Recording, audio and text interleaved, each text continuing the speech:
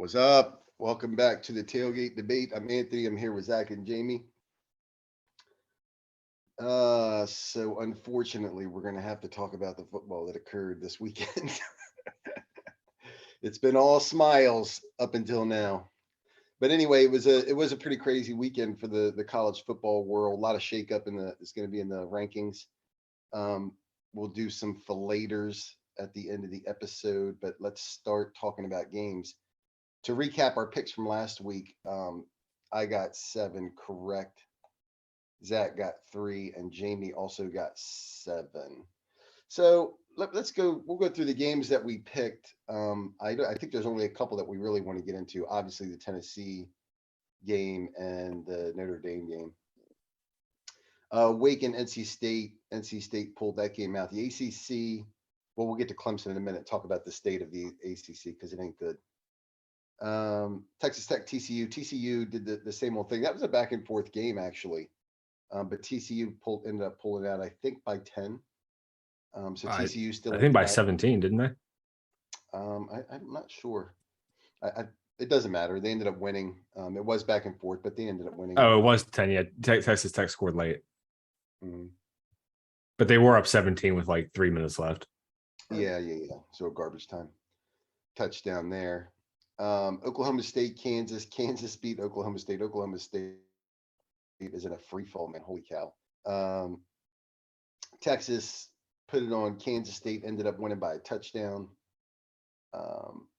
And that Texas will get a good matchup with Texas TCU next week. Florida beat A&M. Wisconsin beat Maryland. Wisconsin beat Maryland pretty good. I think it was a 2-touchdown game. Georgia beat the shit out of Tennessee. I mean, there's nothing. We'll get to that. Pitt beat Syracuse. So Syracuse continues to also free fall. LSU knocked off Alabama in overtime, and Notre Dame put it all over Clemson. Where you guys want to start? Might as well start with the Tennessee game. Let's get the shit out of the way. I'm not that mad about it, actually. Let me, if you guys don't care, I'll just go real quick because I mean, we got dominated. I don't really. I think there's games where you go in, and I really thought what Georgia did to us, we would do to Georgia. But we went in, we got swarmed.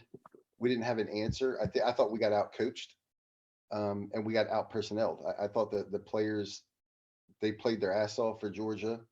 I thought the coaches had a great game plan to keep everything short and in front of them. And it really sort of stifled our offense and really kept us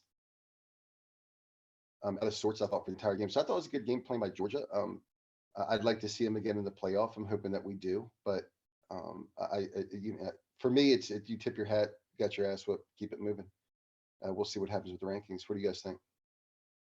Yeah, I mean, it was a game where that first possession they fumbled, and then from that point on, everything that could go wrong did. They had an 80-yard punt to our half-yard line. That was also one of the worst officiated calls I've ever fucking seen. I don't know if we want to get into that specific call, but Hooker was throwing the ball. They called it a fumble. Our offensive lineman recovered it in the end zone, was clearly down, and then they marked it at the half-yard line. It was a bizarre sequence there, but you know, if we because they literally made the one call that made no sense. If they called it incomplete, okay. If they called it a safety, okay. But they made the one decision. It's like that is the most wrong, but it doesn't matter. What did I didn't think this game was that bad. What did you guys think the call should have been? It should have been incomplete pass. Or an incomplete pass, yeah, either one. I think it should have been incomplete because his arm was clearly coming forward. I mean, yeah, I thought it was a safety. You thought it was a safety? Yeah, fumble, and then your guy recovered and got tackled in the end zone. Yeah, I mean, either one of those calls would have been more justified than what they did. Yeah, I agree. Yeah. That was bizarre. Yeah, when they came out and said that, I was like, okay. I thought it was clearly incomplete. Like his arm was coming forward, and even if the ball went backward, his arm was still coming forward. Like that's the end of it. But see, the thing, I don't know. In the moment, that seemed like it was a big call, big play, but it ended up being because you guys punted, had a bad punt, and Georgia scored a touchdown, so it's no damage was really done. Yeah. Well, I was going to say we actually probably would have been better off with the safety because they got the ball at like our 30. But right. But yeah, we got outclassed. But at the end of the day, we took a shot downfield. Their defender made a ridiculous interception. Like everything that they could do that game, they did. That was So a great on a interception. neutral field, I'm not even sure if I would pick against this. Like I think we're going to play them in the playoff because I think we're going to be the 3 seed, and we'll both be in the national title. Is still what I would say. So it's a bummer, but thanks to Notre Dame beating the shit out of Clemson and Bama losing, I think we're still in at the end of the let's day. get to the playoffs. Let's get to the playoff stuff in a second. Just kind of Okay. because you're right. There's something we got to get into. But let's just go through the game. Jamie, what's your takeaway from the game? Yeah, I agree with everything that you guys said.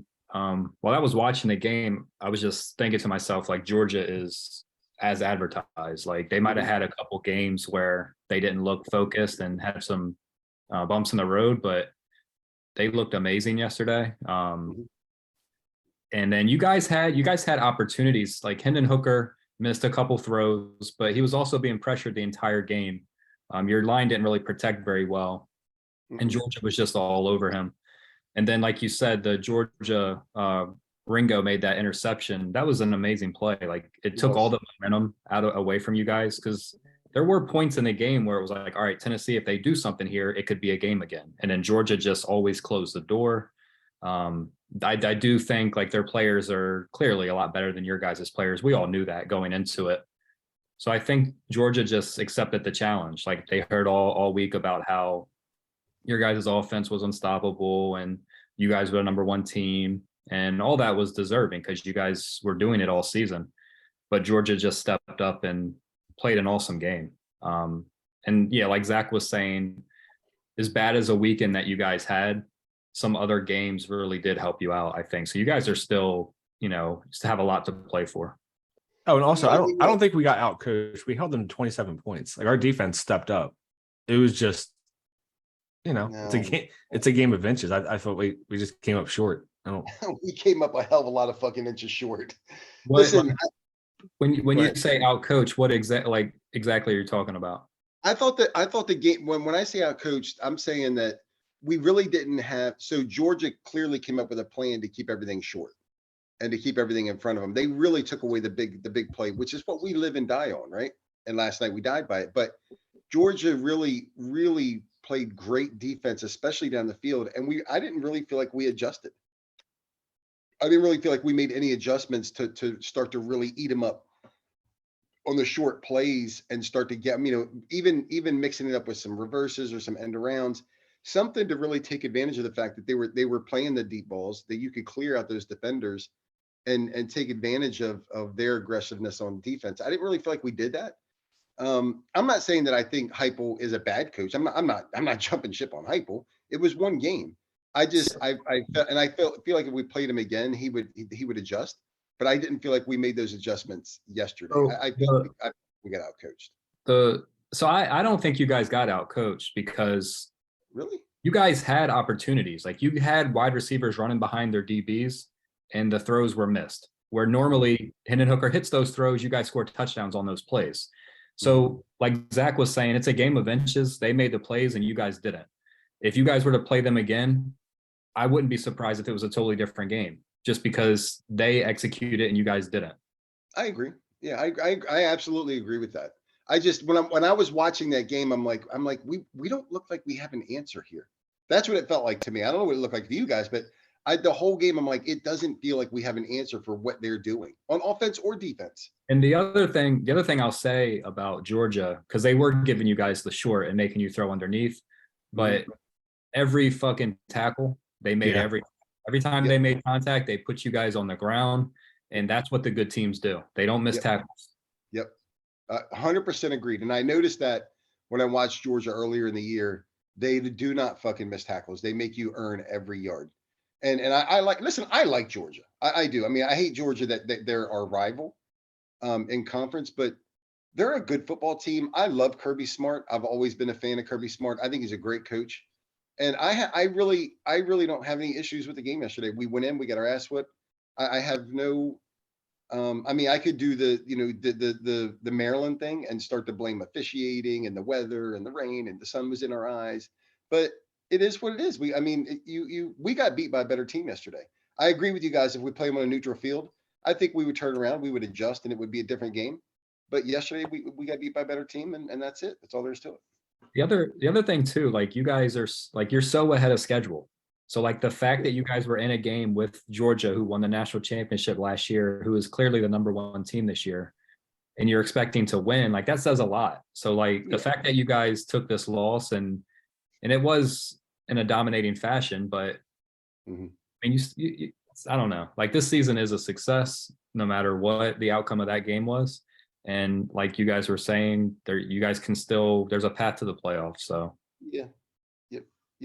I told you, listen, I told you guys all along that Alabama game was much more critical, and it was, for many reasons. But look, it is what it is. We're on to Missouri, and so let's talk about Notre Dame, because they had a great win yesterday. So Notre Dame and Tennessee have not been able to get on the same page where we can come back and both celebrate a really big win. So it was Notre Dame's turn this weekend. So Jamie, I didn't get to see the game. I was quite intoxicated for the Tennessee game. So tell me what happened. I think Dabo Sweeney summed it up the best. He just said it was a complete ass whooping.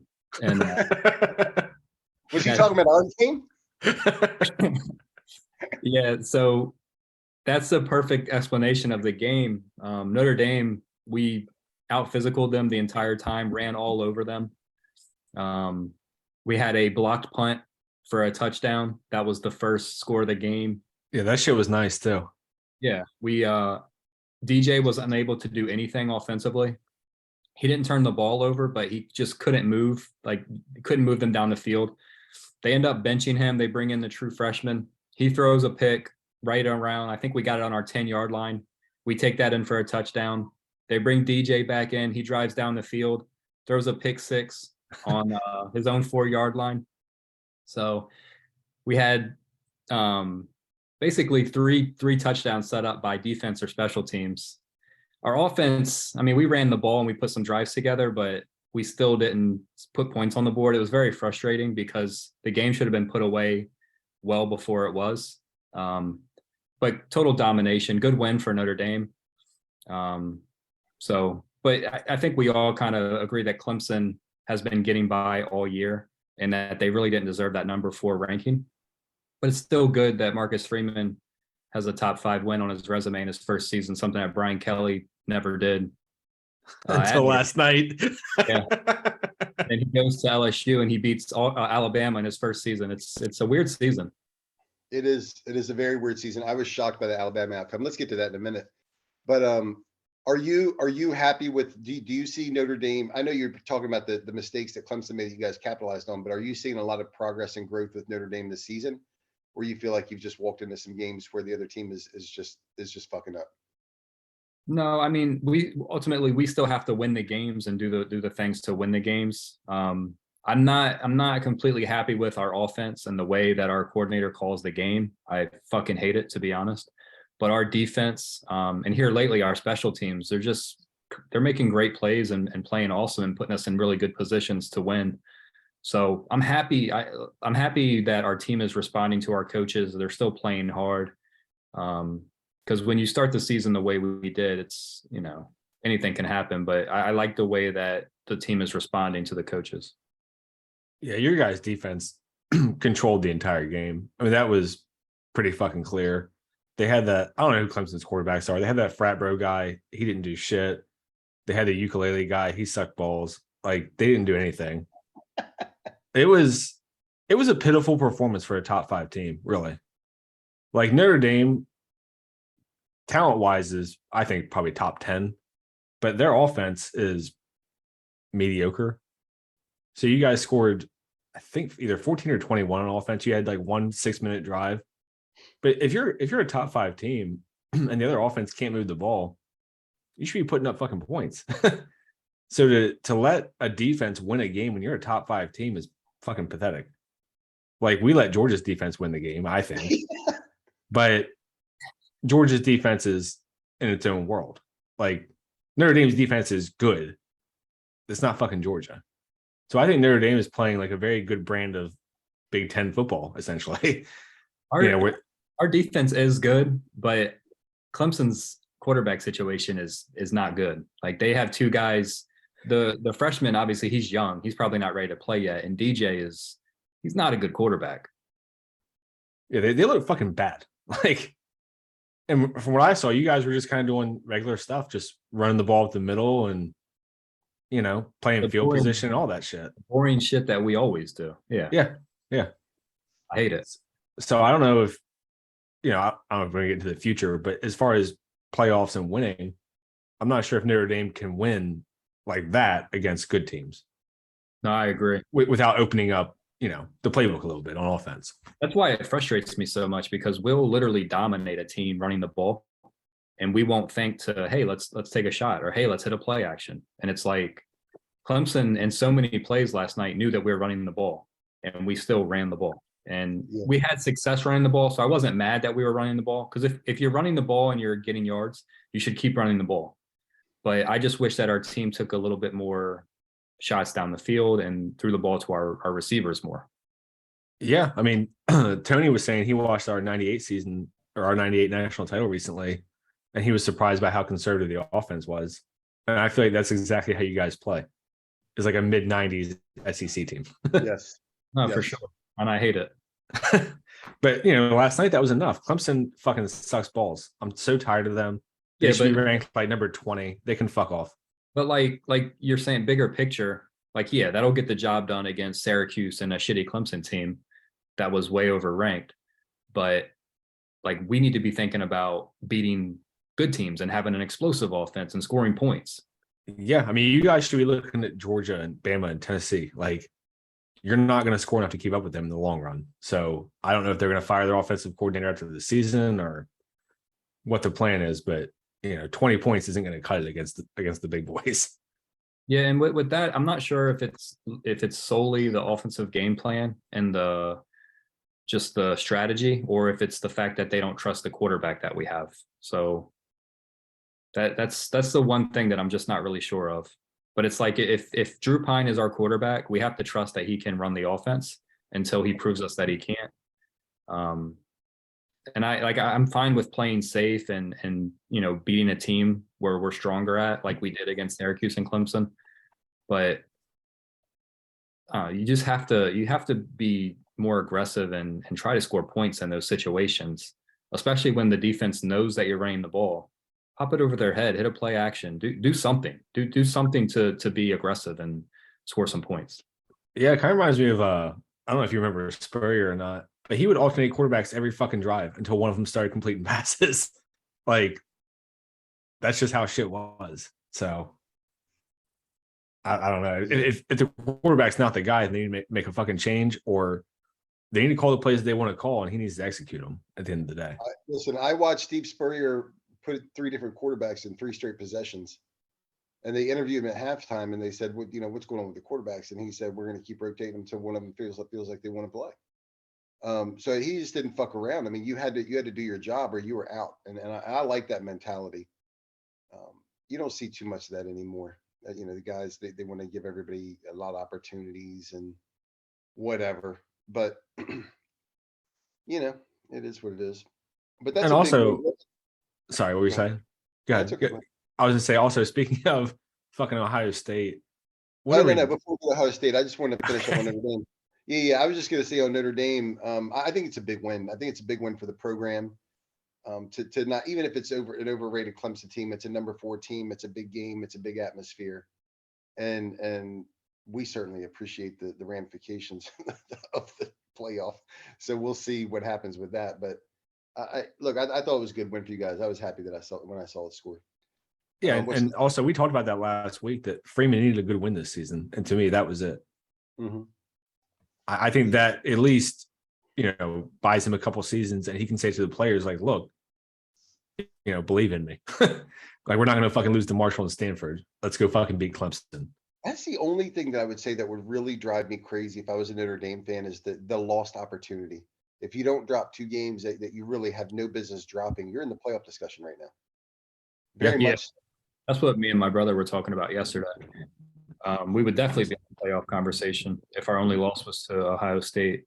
And the fact that we lost to Marshall and Stanford, which are the 2 worst teams on our schedule, it's just very weird.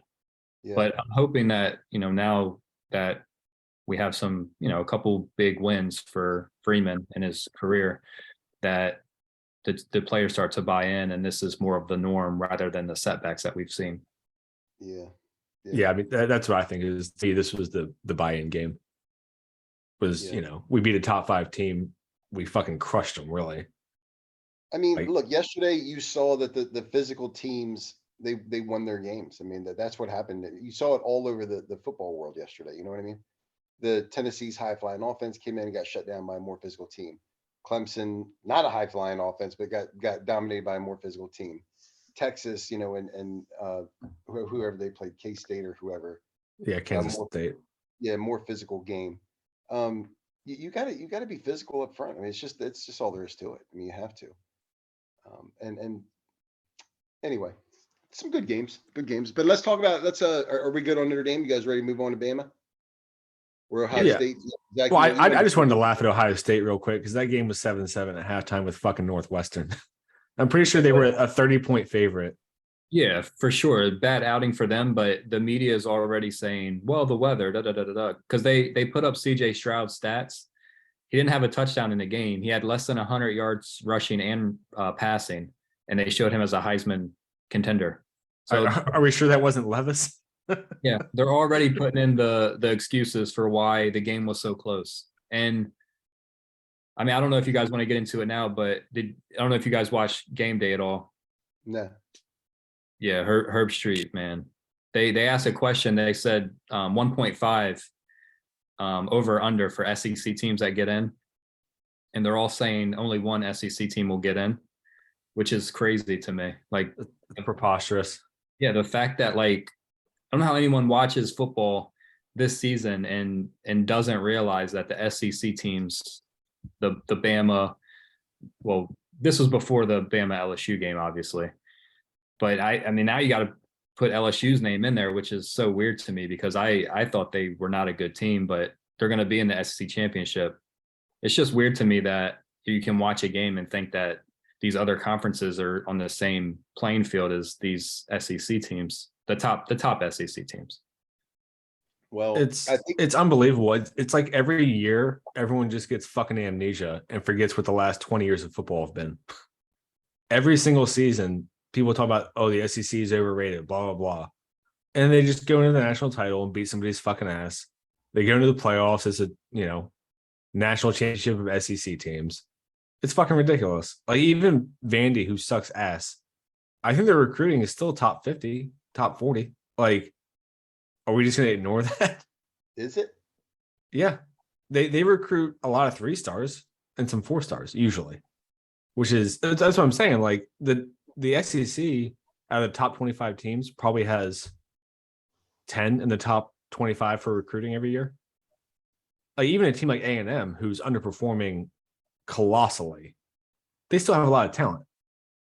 Like it's just a different world, and it's frustrating to me to listen to these people talk about Ohio State and Michigan like they would just cruise through the SEC or whatever bullshit. Yeah. Like yeah. Ohio State would be a mid-tier SEC team. Fuck them. No, they wouldn't be mid-tier. They would be top. They would be upper tier, but they wouldn't be going undefeated. I'll tell you that much. Listen, they would lose 3 or 4 games a season. The fact that if Georgia played our schedule, they wouldn't be undefeated. And Georgia's the best team in the country, right? If you asked me to rate my teams today, Georgia is number 1. And I would have had. I said last week, if you guys go back and listen to the show, when the first rankings came out, I would have been fine with Georgia being number 1 last week, even though our resume was better.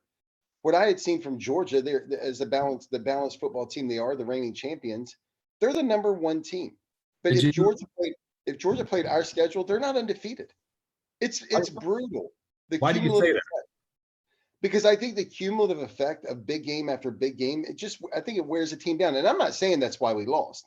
I'm saying that to Zach's point, that when you really only have to get up for 1 or 2 big games a season, it's easier to do. I'm not saying it's easy, but it's easier to do that. Did you mean to say that if Ohio State played your schedule? No, I meant to say Georgia. Yeah, we played at LSU. We played Bama. We played Kentucky already. Georgia's had nobody. Yeah, and these came in sequence. So no, I don't think Georgia's undefeated with that schedule. I absolutely do not. That game that they had against Missouri, if they roll in and have that kind of fucked up game against LSU and Baton Rouge, do they win that game? No way. So there's there's something to be said about timing, and there's also something to be said about the cumulative effect of playing big game after big game. And Yeah, I'm not saying that's why we lost. I don't want there to be any confusion. No, but Um, LSU, like you're saying that if Georgia would have played like that against LSU, LSU scored 10 points against you guys, and their defense is a lot better than your guys' defense. So I don't know if that's true. I think if Georgia played your guys' schedule, they'd probably be undefeated. Now, if Ohio State played your schedule, they definitely wouldn't be undefeated. Yeah, but at the end of the day, in the SEC, if you have an off game, you get fucking punished for it. Ohio State's not getting punished for a bad game against Northwestern or Iowa or whatever fucking bullshit they play. That's why I said Ohio State. Like, yeah, they would. The teams that they're playing bad against, they're too bad to make Ohio State pay. Where in the SEC, those teams will make you pay. Exactly, and that's what frustrates me. I know he's talking about something different, but but my thing is, I hear what you're saying, Jamie. So you're saying, look, Georgia's that if you put Georgia on the field with any team, they're going to be favored, right? And I get that. So whoever you put them on the field with, they're going to be favored. And now with Alabama losing yesterday, it's much easier in hindsight to say, okay, well, they beat Alabama too.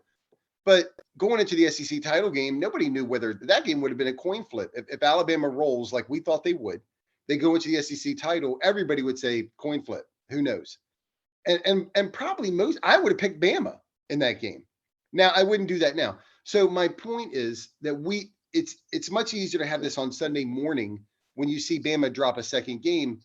But I think what people get caught up in when you talk about these schedules and you talk about the season is they say, if you put this team on this field with this against this team, they would win 9 times out of 10. And that's true. But when you put this team on this field with this team and the next week and the next week and the next week. 10 times in a fucking row. Yeah, there's a cumulative effect to that where being the best team doesn't matter. And that's what you see in the NFL, right? These guys are premier athletes. That's the dominant Super Bowl teams are still dropping games here and there because of the cumulative effect of going against premier talent every week. And I think that's what people just sort of gloss over. And that's what's so insulting about the Big Ten and ACC is really they just have to gear up for a couple of games. And they don't have to feel that effect of playing big game every weekend. Look at the big games that they mark every weekend on television. They're in the SEC every weekend. You got to go in and deal with this. And I'm not complaining, and it's not an excuse, but it's what's frustrating when you got guys like Herbie and Dez talking about the Big Ten, and you're like, what the fuck, man? Like, these dudes don't play anybody. No, Stop it. I agree with most. I agree with everything that you're saying. I just don't know if you could say that if Georgia played your guys' schedule that they wouldn't be undefeated, right? Like, well, I get what there's no way to know, obviously, but they would have to play every fucking weekend. Right now, they've been cruising. They've played the doormats in the SEC East, and they got lucky with Auburn as their rival, who decided to shut the program down. Yeah, no, I agree with most of what you're saying. I don't know. I think even after LSU beat Alabama, I was going to take Georgia in I think because I've always said I thought Georgia was the better team and more talented, where you've said Alabama was. So we've been split on that. And I've always kind of been on the Georgia train the entire season until I thought you guys were going to win the game, just the way your guys' offense was playing and just the season you were having. And then the way that Georgia had been, kind of sleepwalking. But they woke the fuck up yesterday, and they reminded us all that, they're still the team to beat. Yeah. Yeah. We got some comeuppance on them. I mean, we're going to, I think we got a little, if we're fortunate enough, and it would take some good fortune to get into the playoff picture at this point. I mean, we're not going to be in the SEC title game. I think we're in. If we take care of business, I don't see how we're not. Because let's get to the playoff stuff in a second, because I'm going to tell you why I'm skeptical. But look, any other games? I mean, I was pretty impressed with Florida's win over A&M. A&M's a mess, but that was a back and forth game. I don't know if you guys watched it. I watched it early. From what I saw, Florida beat their fucking ass. They were up 2 touchdowns when I turned it on. Yeah, Florida was dominating the game. Did you guys want to talk about Alabama LSU? Because we just started talking about other shit. I did. Yeah. What did you guys think of that decision to go for 2 in overtime? I mean, obviously it worked out, so it's easy to say it was a good decision, but Tell me, I didn't see it. Tell me what happened. They went to overtime. Alabama scored first. LSU scored on their first play. Their quarterback broke a run, and LSU went for 2 to win the game. It was crazy. yeah. And It was a big balls move. I mean, Brian Kelly, basically, I'm gonna give him credit here because I definitely wouldn't have went for 2, but he said like it just felt like the right thing to do. I wanted to get it over with, and if you would have told me that I could beat Alabama and it would come down to 1 play, I would take that chance. So where we're always shitting on coaches taking the analytics and not getting a feel for the game, Brian Kelly did exactly that and said, fuck it. Like, I think we can win the game here. Let's go win the game. So I don't know if it was a good call or not, but it worked out in his favor. And, good for Brian Kelly. He's a bitch, but good for him. I mean, personally, I actually think if you're the underdog, I think it is a good decision to go for 2 and just put it on the line. Just in general. I could tell you right now, I never would, but I'm much more conservative. I never would. I would feel like if my team got me here, then I'm going to trust them to play the football game. I'm not going to hand a win over to another team. I mean, I'm not knocking the decision. Go ahead. The other way of thinking, like you just said, like, I'm going to let my team win the football game. That's exactly what Brian Kelly did. He said, fuck it. I think we're better. I think we can score from 2 yards. And that's what they did. So, I mean, it was impressive. Like, because like you're saying, I would definitely never make that call. Like I would be conservative and say, let's keep playing. Let's extend the game. But, he let his balls hang, made that paid off. So I guess. Did you guys see any of the game or no? I watched. I did. I watched bits and pieces of it because our game was at yeah. And then I watched all of overtime. Yeah, I still think Alabama has the best backfield, which is crazy that they have 2 losses. Fucking Bryce Young is an animal. Look, I'm going to tell you right now. I think that, but I didn't see any of the game, by the way, to answer your question. After Tennessee lost, I put the game on, but I just started to drown my sorrows. So I was playing a little bit of shuffleboard, so I was kind of keeping an eye on it, but I was pretty disgusted with our game, just at how we looked. So I didn't really pay too much attention. I didn't know Alabama lost till this morning, when Kelly came down and asked me what I thought about the game, about Alabama losing. But I do think so. I can't really comment on the game because I didn't watch it, but I agree with you, Zach. They do have I mean, I love the running back, man. I think he's fucking awesome, and I love and Bryce Young, I think, is a stud. Yeah, that guy Gibbs, whatever his fucking name is, I got it wrong last time. Yeah, he's a monster, but he's a freak. I think Alabama's on the decline. I really, really do, and I don't think that's an overreaction just on one season, but I think that we've seen Alabama you see little chinks in the armor start to show up more and more year after year of late. And I think you're starting to really see that decline in the Bama program. And then Georgia obviously has asserted themselves as a team that wants to be in this thing for the long haul. Tennessee still got work to do. We still got to recruit, but we're up and coming. I think we're going to be there for the long haul. So you're at LSU with Brian Kelly. It looks like they're starting to make some moves. I just think that Alabama is taking a step back. That's what I would take away from this game. And then obviously the Tennessee game is that Alabama is not quite the same. And I wouldn't be surprised if Saban retires in the next year or two. I think we're starting to see that decline. I don't know what you guys think about that. Maybe you think it's an overreaction, but that's my take. If they miss a couple of playoffs, I think he will retire. I don't think he's the type of person who can handle not being the best. So if it happens for a couple seasons, I do think he will retire or go to a different team. I mean, he'd go to fucking Ohio State and just cruise to a playoff every year. Yeah, when I was watching our game, I was keeping tabs on the score of the Alabama LSU game, and I couldn't believe it because I thought LSU was not a good team. I still don't know if they're obviously a good team, but I don't know if they play Georgia in the SEC championship. I think Georgia will just destroy them. Yes, they will. The same way you guys did. So it's very weird because Alabama still has athletes. They still, they're still. So it's coaching. Like We've seen that they're not the most disciplined team. Their players are getting burnt, and not their receivers. Their receivers really aren't, compared to what they've had in recent years. Their receivers are not good. They don't have those receivers that can just take the game over. Bryce Young is still awesome. Jahmyr Gibbs is electric. So like they still have players. It's just strange that they're not putting together wins like they used to in dominant fashion, and they're losing to teams like LSU, who some people believe in. I still really don't. I mean, we beat them by 30 at home. I don't And they believe in also- LSU either. They lost to Florida State too, so Yeah, on a missed extra point. I guaranteed yesterday when I was talking to Kelly, she said, "Do you think LSU is going to pull this game out?" I said, "Bama is going to win by 30." I don't think this game is going to be close. I said, LSU is not good. You picked I thought LSU on the picks, bitch. Huh? You picked LSU on the picks. I picked them because I said last week I was going to root for them. I didn't think they were going to win. I said actually thought that. they had a decent shot just because Baton Rouge at night is a hellhole if you're a visiting team. It clearly worked. I mean, it worked. They got the. I don't know how they're winning, because I don't think that quarterback is very good. I don't think their offense is very good. I don't think their defense is that great. I don't know how the fuck they're winning. It's like a magic show.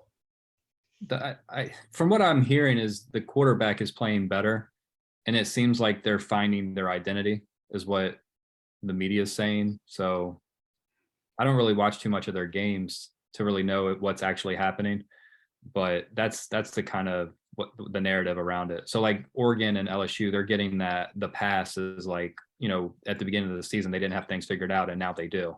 So Oregon is surging, and so is LSU. After beating Alabama, of course. I mean, they deserve to have a jump.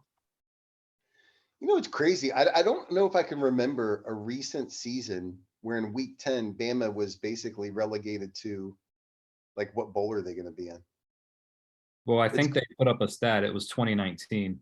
So it wasn't too long ago. They lost 2 regular season games in 2019, I think is what the stat said. Yeah, but the second one was Auburn, right? At the last game of the season. So they were still in the play. I think they were still in the playoff discussion right up until the end. It could be. I'm not sure, but I don't remember this early, and it's not that early. I mean, it's week 10, but I thought that usually Alabama was always in that discussion. Either way, I mean, my point is, like, I think they're on the fall. You guys want to talk playoffs? Yeah. Let's talk about the playoffs. I don't think there's any other games really to go through. I'm looking at last week's slate right now. Any other games that you guys that caught your eye yesterday? Well, I just wanted to mention the Florida A&M game because I picked A&M, and I thought their defense would show up and they would, it'd be a 24-21, 24-17 type game. Yeah. They got fucking crushed. Yeah. Florida hung 40 on them. Yeah. But I don't know if you knew. So Texas A&M had been going through quarterbacks, and then last week they started their 5-star freshman. He actually I thought they were starting him again. Were they not? He got injured. Oh, okay. I didn't know that. Yeah. So, but still, the defense, to your point, the defense let Florida score 40 points. So, yeah, I mean, that's, and I kind of called Florida out for throwing in the towel. Obviously, they haven't. So, I was definitely wrong on that one. If we want to do a booth review, I didn't agree with you on that, but I think I wouldn't pick A&M in any game because I just think they're an absolute mess. I think Jimbo is a piece of shit. I really do think he's just a big giant turd, and I don't think he has any control over the team, the organization, the locker room, and of course not there. I mean, I only hear what they report in the media, but it sounds like such a train wreck. Like, there's literally no game I'm going to pick A&M in unless they play like Name. It really makes you wonder too, like how talented was Florida State when he was there, that they were able to win a national title. Exactly. Like, I mean, I don't know if he's a bad coach or if he's gotten old or what, but A&M is a fucking wreck. It's a wreck, and he's an idiot. I don't know if you guys ever watch his post-game interviews. I mean, I don't even. It's weird. It's like he's just kind of talking, and he's like all kind of hyped up, and his eyes are all big, and he just talks super fast, and everything's kind of like, okay, so And it's just kind of like, yeah, there it is. It's weird. It's weird. I don't trust Jimbo Fisher at all. I can't. I'm actually A&M's in a bad spot with all that money Yeah. that got tied into him. And Oh yeah, they're fucked. What, we've Jamie? seen several coaches that really don't know how to coach that have won championships. So I think you can add Jimbo's name to that list. Yes. Let's talk playoff. You know what he reminds me of before you talk playoffs is he reminds me of like the old 80s and 90s coaches where it's just like I recruited a top 5 class. Fuck the rest of my job. like I'm giving all these NIL deals. Go win, guys. Go ahead. Yeah, I agree. I agree. He's not a good coach, but we shouldn't spend a lot of time on him because he's a moron. No, I A&M's just wanted to mention it because I was very wrong. So Yeah, we all knew that when you picked it. yeah, fuck off. So Anthony, tell us, because you said that you were skeptical about the playoff scenario. So do you want to start with your Yeah. conspiracy theory? So let me tell you, well, I guess it maybe might resemble a conspiracy theory, but I hate Kirk Herbstreit and Dez and all these guys. But here's what I think is going to happen. I think when the rankings come out, it's going to be Georgia 1, Ohio State 2, Michigan 3, TCU 4, and Tennessee 5. I think that's going to be the ranking. I have absolutely no issue with that. I wouldn't have, if there were other teams that were still undefeated or had looked quality, I wouldn't even have a problem with us being lower the way that we got beat. I really wouldn't. So I'm good with that. But what's going to happen is Michigan is going to lose to Ohio State. TCU is probably going to lose to Texas or somebody along the way. I mean, I think we all agree that TCU is not that good, and nobody thinks they're that good. But I think that what's going to happen is the way that Tennessee got beat by Georgia. I think Herbie and Dez, these guys on game day, I think you're going to start to see them start to promote the idea that Michigan and Ohio State belong in the playoff versus 2 SEC teams because of the way that we lost that game. If TCU loses a game, which I assume they will next week to Texas, if they do, that would be ideal to me. Would be to have Georgia at 1, the winner of Ohio State, Michigan at 2, and then us at 3, and the loser at 4. Because there would be 2 SEC Big Ten games in the playoff, and I think the SEC would crush both. I don't think that'll happen because I think what should happen is if that plays out, if TCU loses, and obviously Michigan, Ohio State, one of those has to lose. So really, this all hinges on TCU losing. But if TCU loses, I think that an SEC team should get in, but Oregon's going to get in. Oregon is going to be back in the mix at that point. I don't agree. You're crazy. There's no rationale that you could use when we lost to Georgia by 2 touchdowns at Georgia on a bad game, and Oregon lost to Georgia by 50. There's just none. Zach, the rationale is that Georgia's the number 1 team and that anybody who played them would have a loss at this point. That's going to be the rationale. I know, but to put them above us, you can't rationalize that. No, I didn't say above us. I said they're going to take a spot. Well, okay, take a spot that we would get. You can't do that when they lost by 50 to the same team that we lost to at home by 2 touchdowns. Yeah, I mean, I don't think that you should do that, but I think Oregon, you're going to start to see Oregon get a lot of traction after this weekend. And don't think for a second that Herbie and Dez will not start to promote the idea that the Big Ten should get 2 in with the way that Georgia is beating people. Oh, because that's always been a thing. Do you remember when this is like kind of a specific throwback, but do you remember when Ohio State and Michigan played and it was like 10-7? Yeah. And Florida with Tim Tebow was number 3. And they were like, should the national title be Ohio State Michigan rematch or Ohio State Florida? And most people on TV were saying Ohio State Michigan rematch. And then Florida beat them by 50 or 40 or whatever it was. Yeah. That was still BCS though, right? Yeah. Yeah. That was pre-playoff. So I don't doubt that for a second. They're going to advocate for it, but I don't think there's any justification for it that can be used to, satiate the normal people. Yeah, I think right now, if everything goes as is, everything goes as scheduled, Georgia goes in and beats LSU in the SEC title. Michigan, Ohio State, one of them gets knocked off. Even if TCU goes undefeated, we really should take the 4th spot. I think we would take the 3 so they avoid a rematch. No. I'm just saying the fourth playoff spot. I'm Yeah, not saying yeah, this. yeah. I think the SEC at this point should absolutely get 2 teams in, but you're going to start to hear the push. If you watch the playoff show. I know you guys don't really watch it. I don't like that shit either. I almost certainly won't watch it this week since they're going to shit all over Tennessee. But I guarantee you, all that's going to start this playoff cycle about the 2 Big Ten teams. It's all going to start now For sure. and it's all what I said sure. I was agreeing. Yeah. And it's all going to be based on the way that Georgia beat Oregon, the way that Georgia beat Tennessee, because we did get dominated. I mean, there's no question about it. But the thing that's insulting is the assumption is that Ohio State, Michigan, TCU wouldn't get beat like that. The fact that they happen to not be on the schedule, you should not be a benefit for you. If that's the number 1 team, you have to assume that anybody that would have played them at this point would have a loss. But you'll hear it. Just watch the show. You'll hear these guys. They're fucking assholes. Can't stand them. Absolutely can't stand them. I actually think that you will start seeing the Big Ten, especially if the Ohio State and Michigan game is close. They're definitely going to make a case for both of those. Well, it will be because no one can fucking score. So. Yeah. And then if TCU, if they went out, that would be something that would not be good for Tennessee. If they were to win out. And then I think that these guys are gonna pump up Oregon, because I do think they want Oregon in the playoff rather than a second SEC team. Mm-hmm. That's what I was getting at when I was talking about game day, is there's just so much SEC hate.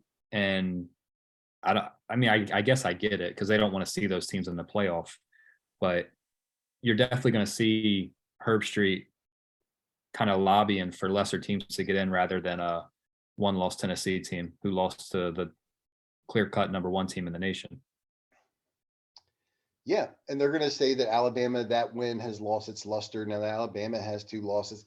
You don't even have to really read between the lines to see what these guys are doing. It's so disgusting. And it's so weird. disgusting. It's weird because, like, during the season, we were basically saying, this conference is eliminated, this conference is eliminated, but clearly the Pac-12 isn't eliminated, because I could see them making a case for Oregon getting in if they win the Pac-12. The ACC, I think we can all say, is eliminated. Like, there's no fucking way that any team from the ACC is a playoff. ACC's cooked. Hey, UNC's coming in hot with that fucking 3-point win over Virginia. All right.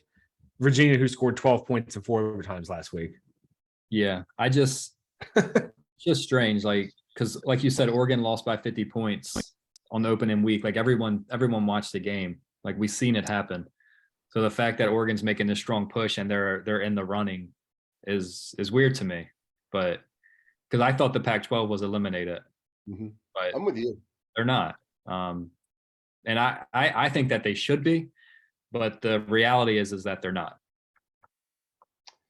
Yeah, it's weird because some of it I don't know what to make of it. If they're just doing it for ratings, like they got to create these storylines for ratings, right? And so sometimes I wonder, are they just doing this to generate an interest, to have another team to throw in the mix for the purpose of discussion? And then sometimes I wonder, is this legit? Like, is Oregon actually in? But I'm going to tell you right now, I do believe that if TCU loses, that the loser of Michigan, Ohio State is out. And I think the 4-team playoff is Georgia, the winner of Ohio State, Michigan, Tennessee, and Oregon. That's the 4. I fucking hope so, because that would be hilarious to watch Georgia play Oregon again in the playoffs. After Bo Nix talks shit. Yeah, I mean, I don't want to see Oregon in the playoff, but I would like to see them play again after that quote that he put out, that everyone knows that the game would be different. So show us. Yeah. Because it might be worse. How funny would it be if they won? That would be hilarious. That would be hilarious. There's no chance. I mean, Oregon's not that good. I don't even know if Oregon's going to finish and win out. I mean, they still have to play. I think they still have to play USC. No, I think they would. They don't play, not the Pac-12 title. Well, they would play them in a title game, not a regular season. Yeah, but still, like, if USC, they lost to Who's their loss? UCLA? Hey, they got to play the Beavers though on the rivalry weekend. So they play Oregon State last game of the weekend. Who did USC Isn't that called the Civil War? Is that the Civil War? I think so. Who did Who- USC lose to? USC lost to, well, they're going to lose to Notre Dame. I'll go ahead and tell you that now. They lost to Utah. Oh, Utah. So it's weird. Like everyone's talking about Oregon, but not. Oh, they have at UCLA and then versus Notre Dame. So USC's got a couple rough games coming up. Yeah, I'm just saying it's weird that no one's talking about USC being still alive, but everyone's saying Oregon is this dark horse to make the playoff. They're basically. Well, I think it's because the win over UCLA was pretty convincing, and I think they're just winning in dominating fashion. So I think people are pretty impressed with their offense. Well, I was going to say, I think it's all these fucking imbeciles just look at scores. So they see Oregon won by 40 against Colorado, and they're like, oh, they must be good. You know, USC won 37-31 or whatever against Arizona. They're struggling. They don't watch any of the fucking games. They just look at scores. That's for sure. I don't know. I mean, it's hard to imagine. I also wouldn't have an issue if TCU lost. I also would have no problem if they said, look, we're going to put the loser of Michigan, Ohio State in. So let Ohio State and Michigan get in, and Tennessee, Georgia. I got no issue with that either. I'm not okay with that. That's a fucking dream scenario to me. Only because Michigan's schedule is so bad that if they lost the one game, and it's not even like Ohio State is this dominant team. I know the media wants everyone to believe that, but they're not. So that's an elimination game to me. Whoever loses that game is out. They should be out. But I know there will be a push. On principle, I agree. But as far as matchups, if we could play Ohio State in the first round of the playoff, that's a dream scenario to me. Because I think we would beat them 52-17 or some shit. I really do. Ohio State's offense is lackluster. Yeah, I'm fucking tired of hearing about them. So for whatever reason, they just can't put it together. Like they have great athletes, but they just don't put it on the field. Who? Ohio State. Yeah, I agree. I agree. I'm not a believer in this Ryan Day character. I don't. He hasn't done anything. He hasn't done anything other than the media putting them at number 1 preseason every year, or number 2 or number 3. He hasn't done shit. Right? Has he won anything? I think he has a playoff win over Clemson. And then they lost to, was it Bama or LSU? No, LSU beat Clemson in the national title. So, but yeah, either way, I mean, yeah, I mean he's had some success, but he's coaching a loaded team in a weak conference. Exactly. Mm-hmm. They asked Jim Harbaugh about Ryan Day last year or the year before. And he said, you know, some people were born on third base, but act like they hit a triple. And I've heard that expression before. I really, really like it because it's so appropriate. These people that just inherit this really fortunate situation, but then act like they did the work to get there. Ryan Day has done nothing. He's done nothing. Ohio State recruits itself at this point. It's a huge brand. The popularity of Ohio State is nationwide, and Ryan Day hasn't won anything. No. The Big Ten, right? Ohio State beat Alabama that one year, and then Oregon in the national title. I think it was 2015, maybe. Outside of that, has the Big Ten won a playoff game? No, they beat Alabama in the playoff. That's why I just said they beat Alabama in the first round, and then Oregon for the national title. I thought they beat Alabama for the national title. No. Really? Yeah. Oh, okay. But since then, like the playoff's been going for what, 8 years, 9 years. I think those are their only 2 wins in the playoff. And meanwhile, the Big Ten is getting treated like they're fucking borderline NFL or something. Like every other game they lose 31-3. Michigan lost last year, I think 31-10 to Georgia. I guess what I'm annoyed about is that we're all just pretending like these playoffs didn't happen. Like we've seen the fucking matchups. The Big Ten can't score. In most seasons, like if you're just looking at the past 20 years, in most seasons, there's one or two dominant SEC teams and then the rest, right? And usually the Big Ten or the ACC are the second best conference. And, every few years, one of those teams will win a championship. But for the most part, the SEC wins a championship, right? You have the one-offs where Clemson will win one or Ohio State will win one. But for the most part, the SEC always has one or two dominant teams each season that are clearly better than everyone else. Yeah. Yeah. I gave you guys my rankings that I thought they'll be. Tell me what you guys think. I think the final playoff will be Georgia. No. This week when they come out Tuesday, what do you think the rankings will be? Oh, okay. I think it'll be Georgia, Ohio State, Michigan, TCU, and then Tennessee at 5. Oh, so the same thing. Yeah. So we got the same. Jamie, you agree or something different? No, I agree with that. As far as what I think they'll end up at, I think it'll be Georgia, Michigan, Tennessee, Ohio State. Will be the final 4. You think so? Yeah, I think Ohio State's going to lose at home by like 3, and they're going to say, "Oh my God, Michigan and Ohio State are so good. We need to see them play again," and all their fucking horse shit. I think TCU is going to lose a game because they've cut it close every single week. Their defense is dog shit. Yeah. Their defense is good. And then there's no one else. Like fuck Oregon. I don't give a shit about them. They lost by 50.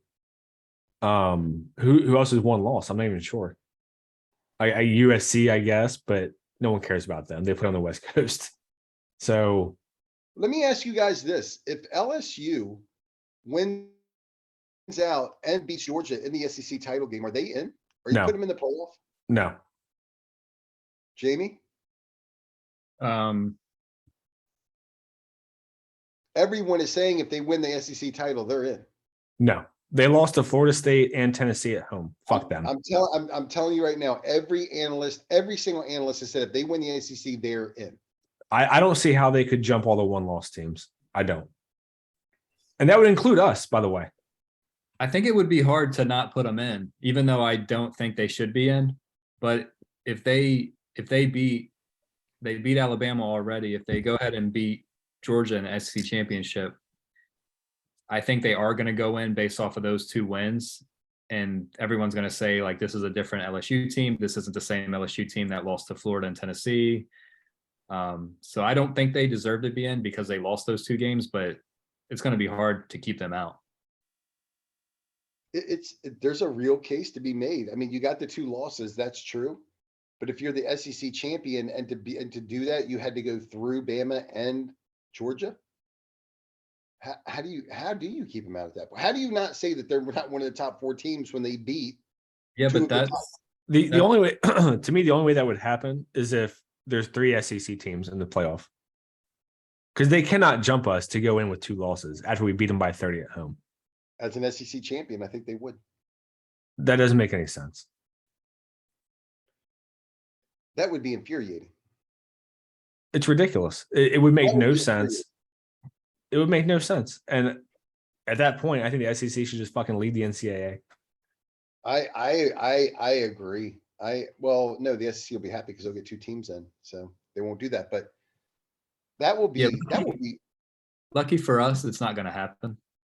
I think Georgia's going to stomp their ass. So yeah, there's no way that LSU beats Georgia.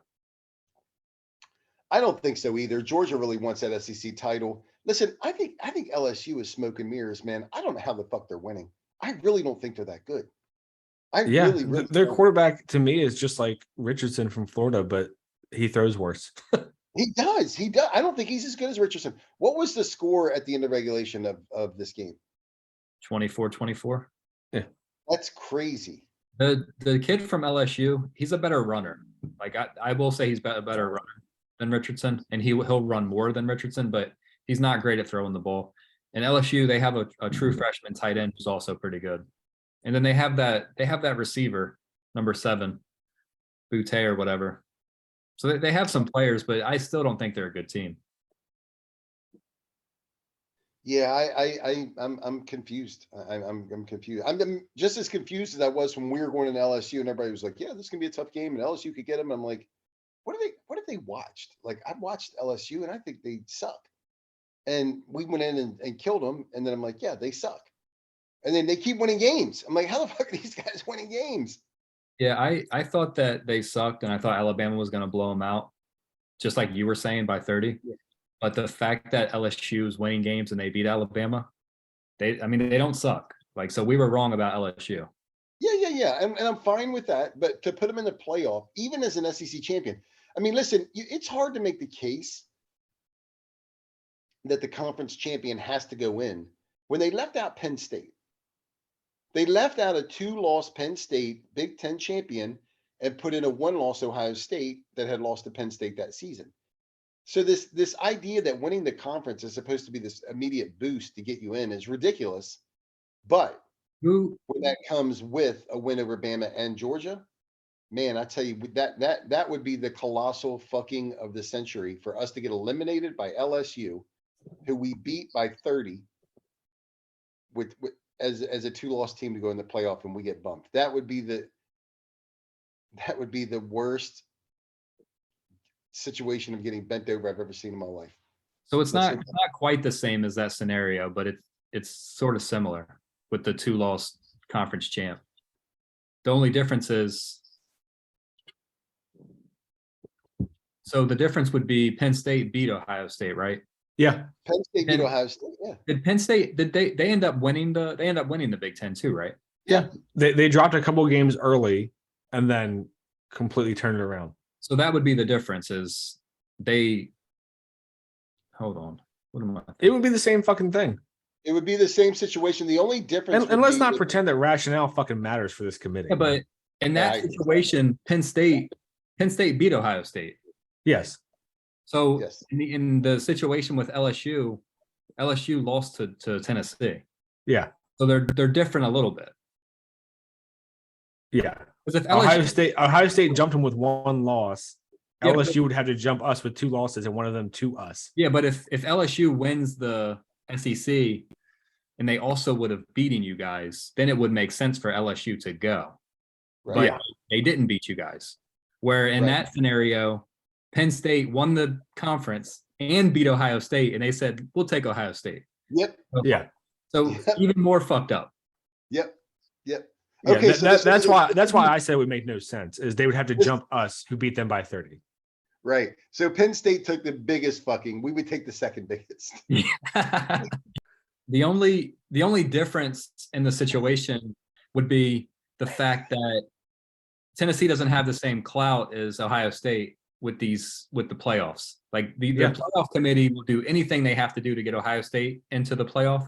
And I think that the committee will do everything they can to get Tennessee out of the playoffs. Yes, that's for sure. So very different scenarios. Yes. The only thing that I would say that I don't agree with, because I do agree with that they don't really care to have Tennessee in there, except that Tennessee is such an offensive minded team. I think it makes for an exciting sort of playoff. Like Georgia's very boring. And so even as much Georgia's going to be in because they're the best team in the country, but they're boring. And so I do think that I don't think they would want to snub like offensive teams that would make games exciting. Yeah, I agree with that, but like you really have to pay attention to what the media is saying about Tennessee. Like, and then even like when I was watching the game yesterday, I'm sure you guys noticed it too. Those commentators, man, it's so hard to watch a game by those guys because it's like they're basically rooting against you guys openly, and they're just giving Georgia all the credit, and anything that Tennessee does well, it's like, oh well, Georgia, it's always something Georgia did or something that Alabama did, and they don't give the credit to Tennessee. Yep. And just the way that like the game day media and the analysts are talking, everything is to go against Tennessee and put them out of the playoff.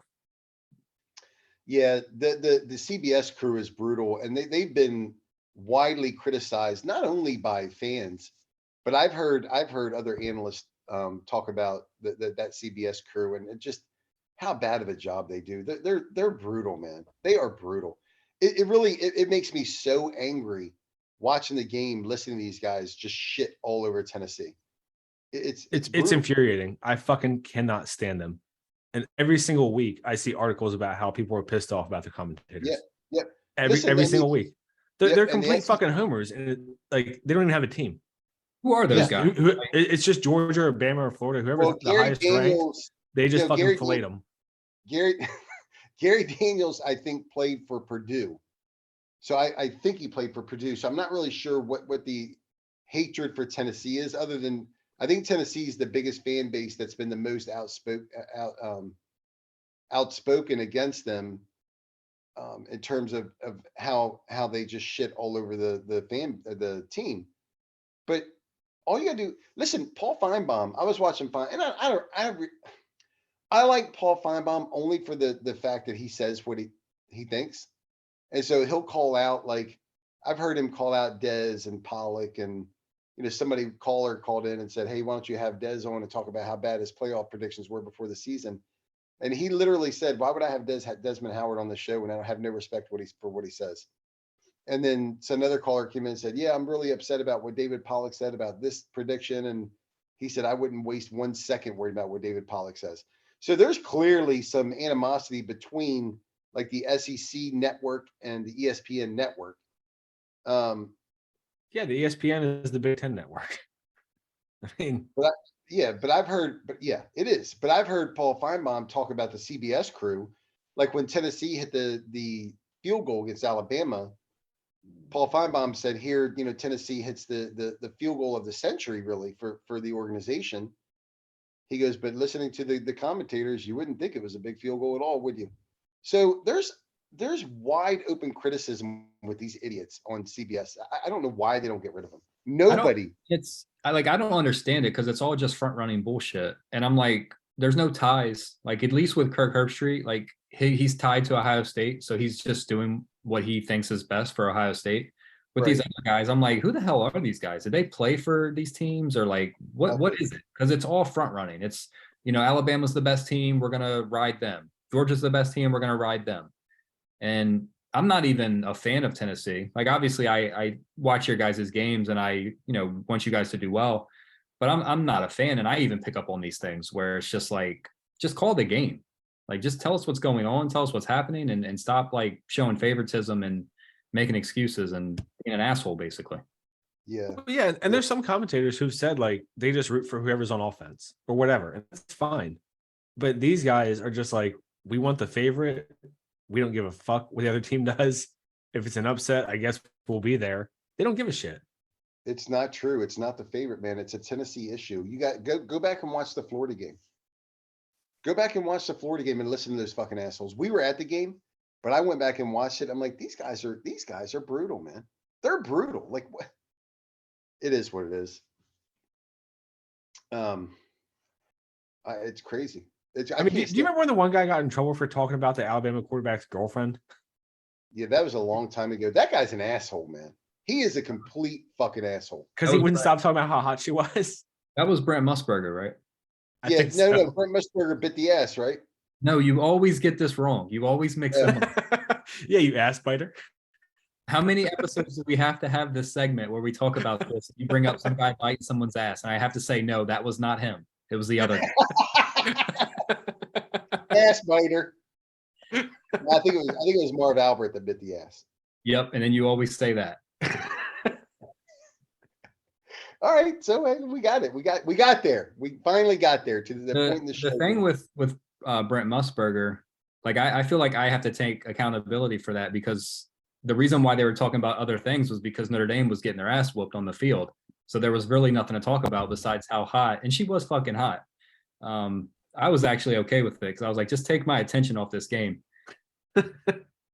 She was hot, but it was weird. It's also weird to hear a fucking 60-year-old man just salivating into a microphone about a fucking 20-year-old girl. Yeah. I mean, I would have bit her ass though. So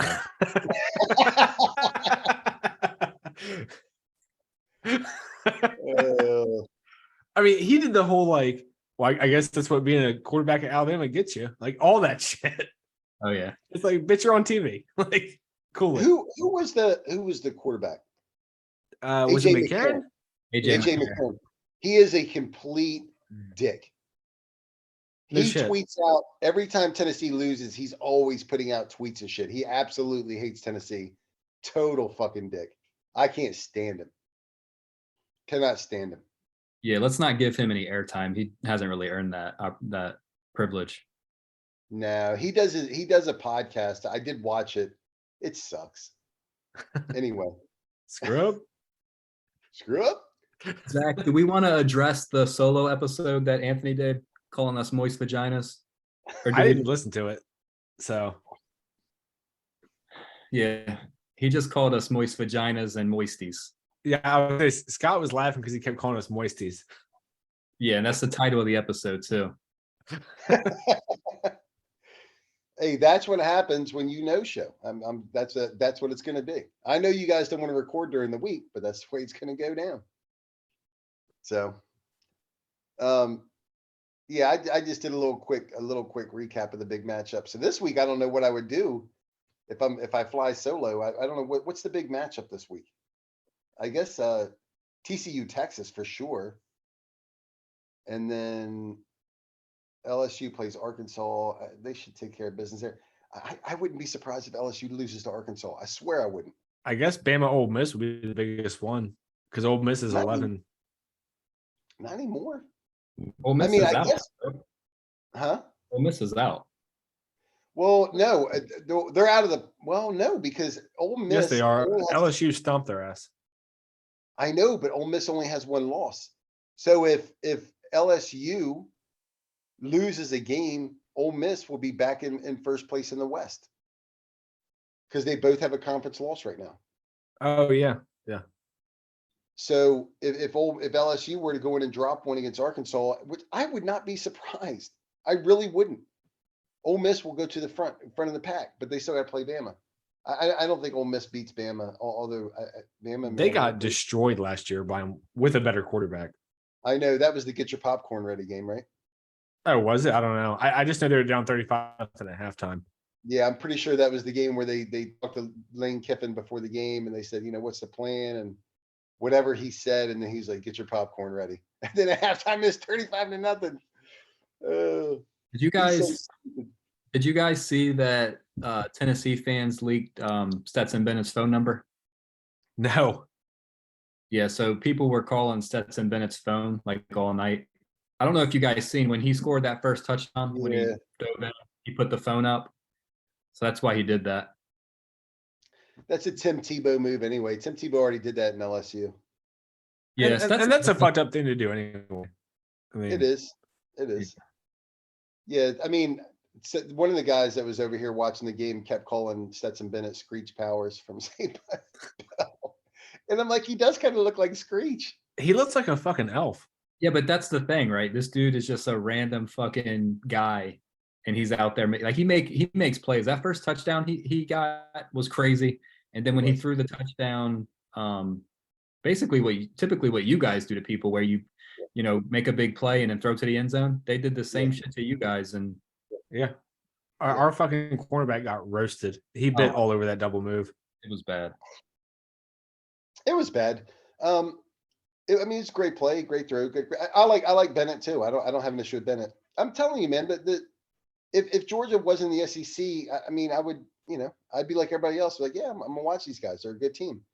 But we got to get them. I mean, at this point, we got to get to the playoff, get the inside track. I'm hoping we get Ohio State in the semis, and we'll blast them, and then get another crack at Georgia in the title game. And if that happens, it's a different game. I believe in Heupel's ability to adjust. But let's not get into all that. We already went through it. So other big matchups. So Maryland plays Penn State next week. Nobody cares. And then Notre Dame. Maryland's gonna get them. What? Maryland's gonna get them. There's a 0% chance. Have you seen Penn State's offense? You know how they say there's always a chance? There's no chance. You guys want to do the picks? Yeah. We can go through them real quick. Well, we're not there yet. We haven't done our flaters or anything yet. Oh yeah. So we usually do our picks last. You guys, I mean, we can do the picks now and then get into flaters and other stuff. But anything else on the playoff? No, I mean, I think we've all made our predictions. So So let me ask you this: what do you think the percentage of likelihood is that Tennessee's in the playoff? 75. Well, Wow, really? I don't know if you guys seen it. So they you know how they do the percentages like before and after matchups. Your guys' percentage was 62 before the Georgia game, and it jumped up to 64. It went up because of the losses to Alabama and Clemson. Yeah. So I mean, It went and to up. me at this point, even if TCU goes undefeated, we're still in. So Yeah, yeah, so to me, as long as we take care of business, we're in. yep. as Zach, long I'm as gonna get the as long as what's Georgia that? wins the SEC, then I think Tennessee should be in. Really, Yeah. no matter what happens. I think as long as Tennessee wins out and Georgia wins the SEC, I don't care what else happens in the Big Ten, the ACC, Big 12, Pac-12. Tennessee should be in. If their only losses to the clear-cut number one team, they should be in. Yeah, with the resume, I agree. I wish we hadn't lost in such an ugly fashion. That's the only thing that makes me concerned. Losing to the number one team. I know we were the number one team, but everybody knows that Georgia's the reigning champion. But the good thing is the committee, they don't really watch the games. So they're just going to look at the score. And I think the score difference was what, 13 points or something? It was 13. 27-13. So 14 points.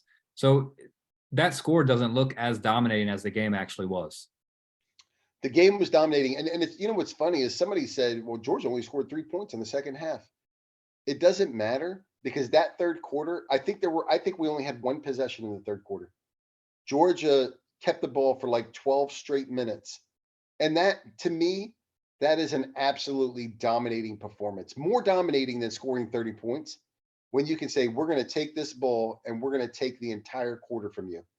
Yeah. Just sit there and wait. No, It I was, agree. I agree. And the game was total domination. Georgia yes, dominated the entire game. I'm yes. just saying, if you look at the score, where most of the committee people, they don't actually watch the games, they just look at the scores. The score's really not that ugly. You think they didn't watch this game? I mean, this was the biggest game of the year. They don't give a fuck about the games. Yeah, They're just trying to make money. yeah. I don't think people who make that much money watch TV, except for Trump. All these, all these, all these guys are, or not guys, but all the people in the committee. I know there's some women in there too. They're all athletic directors, and well, most of them are athletic directors and connected to sports programs. So I don't. It's not like before where they had some people that had no affiliation to football whatsoever.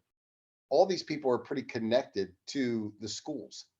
I think So it's still like that. Like last year, I think they had like Condoleezza Rice or something on the that was committee. yeah. See that's what I'm talking about. That bullshit. That was years ago. I think they're still doing goofy shit like that. Really? I think so. No, I think it's all, Every time they roll out the playoff committee chairman, it's some fucking goober who I don't even know if he knows what football is. So I don't trust the credibility of that group at all. I agree. I think it's a joke. They look at scores, they go, this team has a good resume, I guess. Fuck it. I wouldn't be surprised if the playoff turns into how NCAA basketball has turned into, where Lenardi just picks his shit and basically says this is what it's gonna be. And I guess the NCAA says, all right, they just copy his homework, where like the football playoff is gonna be Kirk Herbstreit, what do you think? And he's gonna give his insight, and then that's what it's gonna be. That's what it's fuck, turned. his 14 playoff will be Ohio State. yeah. He won't even have a playoff. He'll just say, I just think we should put Ohio State in and just give him a bye in the semis and the championship and give him a trophy. I mean, Herbstreit is such a dick. I can't stand him. I hate how they give so much power to these ESPN people. Well, yeah, and the whole committee is hidden behind closed doors. No one knows who the fuck they are. They have no accountability. They just do whatever they want. Well, no, everybody knows who they are. They put all their resumes on. I'm telling you right now, I watched the whole thing on them, not at the selection show, but before that.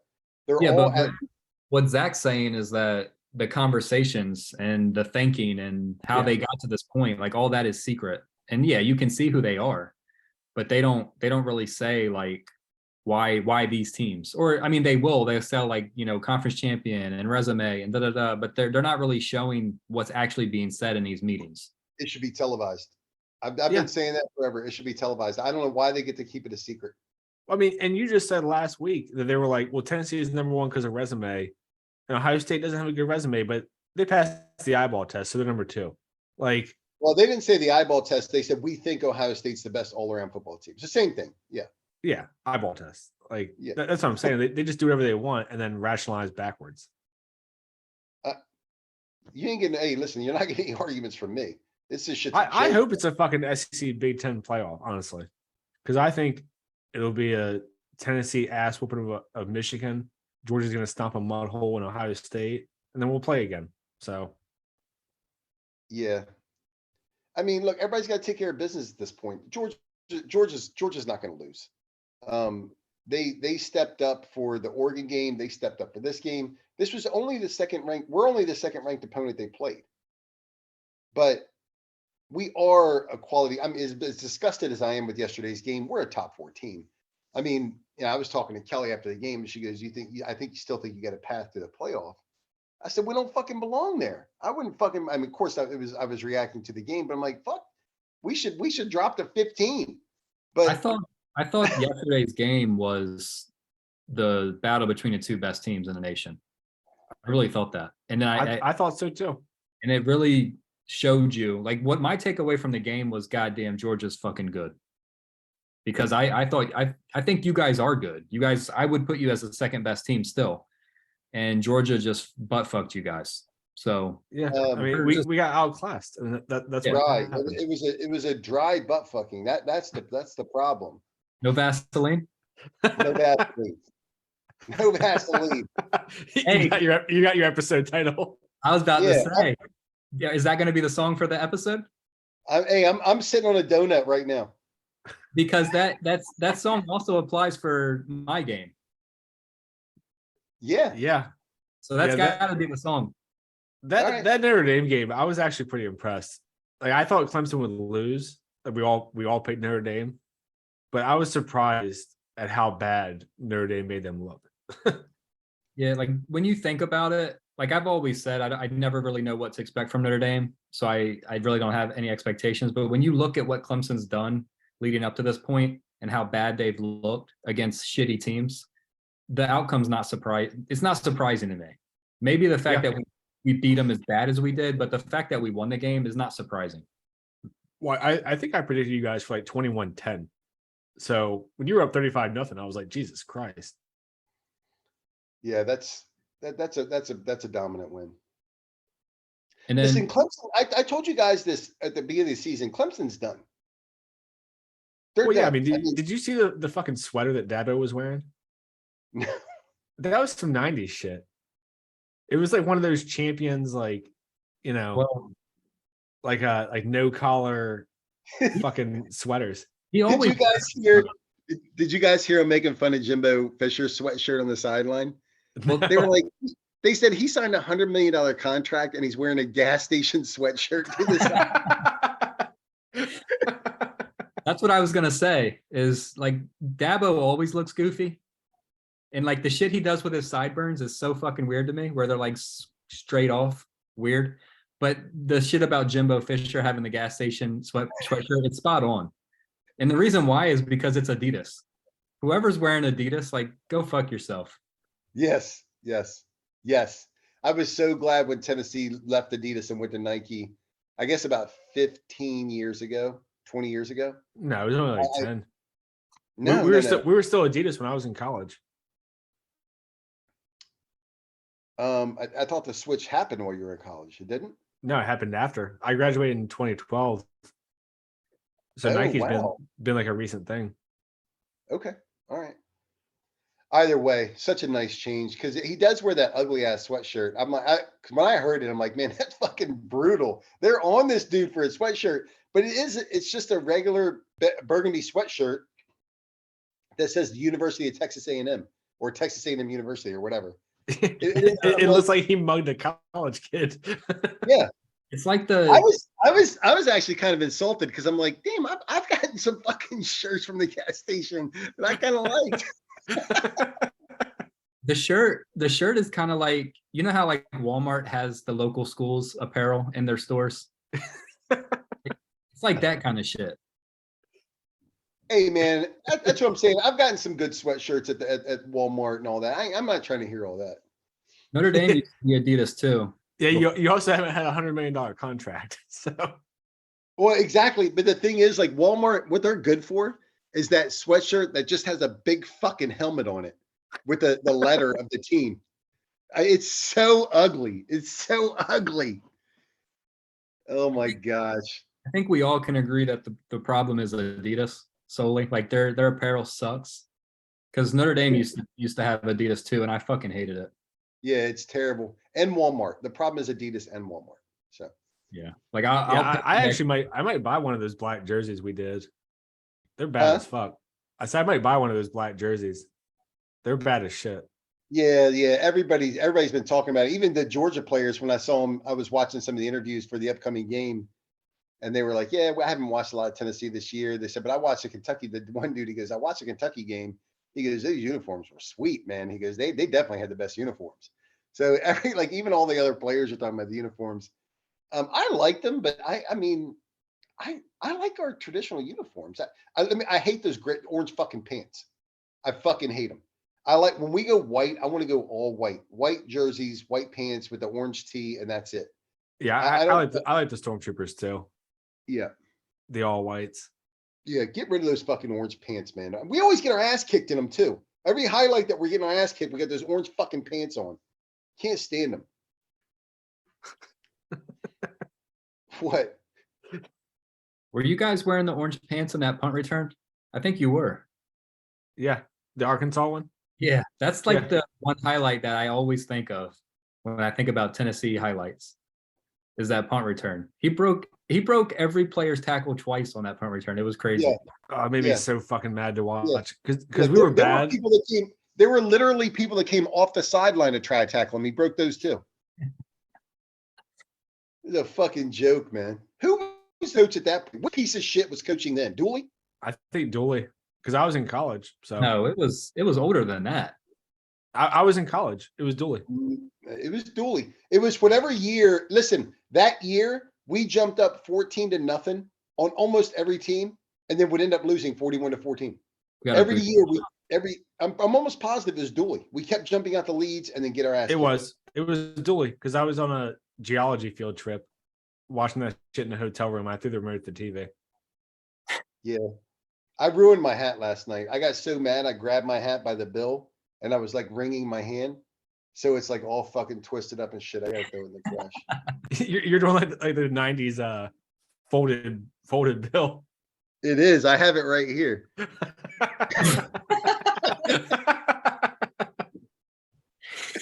Oh man. I didn't even mean to do it. I was so goddamn angry. And you know what it was? It was when Georgia was running the fucking ball in the third quarter. I'm like, we got to get the fucking ball. And then they just kept gashing us. I don't want to go back into it. It was a very frustrating game. Do you remember that shit, Jamie, when people used to crease their bills? Oh yeah. So the shit was like folded in half. Yeah. Yeah. I think Dabo actually did the same thing to his hat last night. Because we did the same thing to them where they just couldn't stop us running the ball. And he was so pissed off. It's frustrating. That's frustrating. And that's the sign that you're getting worked in the trenches, right? I mean, oh yeah. And there's nothing more helpless than like the team saying, hey, listen, we're gonna run this ball right at you, and there's not a fucking thing you can do about it. I was gonna say, I think Dabo had that whole that thing where you stretch your neck out on the sweater and it's just like sagging. Yeah. That's probably from trying to get it over his big ass forehead. Dabo don't look right. He looks like Freddy Krueger. Yeah. He looks like a fucking alien, I thought. Well, didn't he get his nickname from somebody saying "that boy," like a Southern person? So he started going by Dabo. Maybe. I never heard that. I thought Dabo was his real name. That's some country shit if it's true. Let me see. Yeah, Google it real quick to see if that. I thought Dabo was his real name. If that's not his real name, that's pretty crazy. That's pretty crazy. William Christopher Swinney is his real name. And he's your age. He was born in 69. He's older than me, motherfucker. Yeah, I was being a dick. I'm gonna I got my cornhole tournament in a little bit, so we gotta wrap up soon. You might not have him beat in age, but you have him beat in kidney stones.